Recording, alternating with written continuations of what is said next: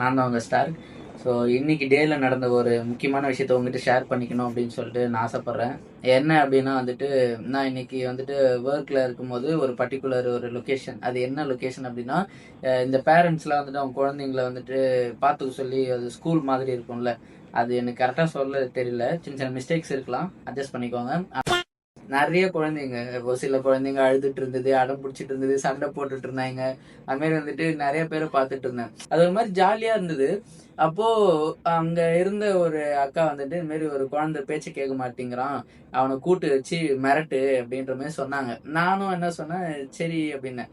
அந்த குழந்தை, அந்த பையன் கிட்ட வந்தான். கிட்ட வந்து, "ஏய், என்ன சொல்ற பேச்ச கேட்க மாட்டியா?" அப்படின்னு சொல்லிட்டு நான் கேட்டேன். அந்த பையன் எதுவுமே பேசவே இல்லை. அவன் பாட்டுல அப்படியே திரும்பி நடந்து போயினே இருந்தான். Emotional damage.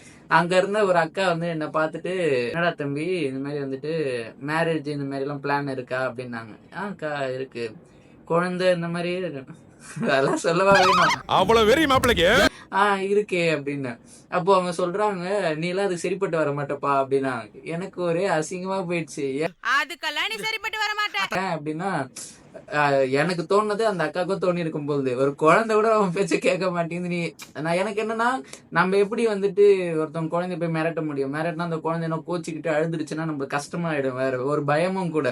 அதனால நான் வந்துட்டு மிரட்டல. அப்புறம் அங்க இருந்த ஒரு ரூம்ல வந்துட்டு குழந்தைங்களாம் வந்துட்டு ஸ்கெட்ச் டிராஸ் எல்லாம் பண்ணிருப்பாங்கல்ல, அழகழகா குட்டி குட்டி பொம்மை எல்லாம், அதெல்லாம் வந்து பார்த்தேன். கியூட்டா இருந்தது. அதெல்லாம் போட்டோஸ் எடுத்து வச்சிருக்கேன், நான் உங்களுக்கு மேல காட்டுறேன் பாருங்க.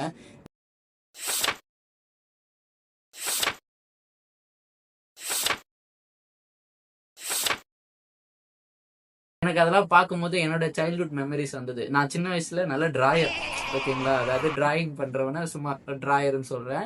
அது நல்லா டிரா பண்ணுவேன். எனக்கு நல்ல திறமை இருந்தது. பட் ஆனா அதை நான் விட்டுட்டு அதெல்லாம் பெருசா பண்றது இல்ல. இதெல்லாம் யாரா உன்கிட்ட கேட்டா? யாரா நீ? சின்ன பசங்க டிரா பண்றாங்க அப்படின்னா வந்துட்டு பேரண்ட்ஸ் வந்துட்டு அதை வந்துட்டு அவங்கள வந்துட்டு ஒரு என்கரேஜ் பண்ணி சூப்பரா டிரா பண்றான்னா, அதை வந்துட்டு அவனை நீங்க பாராட்டும் போது தான் அவனுக்கு வந்துட்டு அது பிடிச்சி அது இன்னும் அவன் அதை ஆர்வம் எடுத்து பண்ணுவான். நான் இருக்கிற நிறைய பசங்களோட டிராயிங்ஸ்லாம் பார்த்தேன். ஒன் பை ஒன்னா புக்கெல்லாம் ஓப்பன் பண்ணி பார்த்தேன். அந்த வயசுலயே நல்ல நல்லதா சூப்பராலாம் வரைஞ்சி வச்சிருந்தாங்க. என்ன அதெல்லாம் என்னன்னு தான் என்னால் கண்டே பிடிக்க முடியல. அவ்வளோ சிரிப்பா இருந்தது. அவ்வளோதான், இதுதான் உங்ககிட்ட ஷேர் பண்ணணும்னு தோணுச்சு, அதனால உங்ககிட்ட ஷேர் பண்ணேன். ஸோ நீங்கள் யாராச்சும் நம்ம பேஜை ஃபஸ்ட் டைம் பார்க்குறீங்கன்னா மறக்காமல் ஃபாலோ பண்ணி சப்போர்ட் பண்ணுங்கள். ஸோ அடுத்த ஒரு வீடியோவில் பார்க்கலாம்.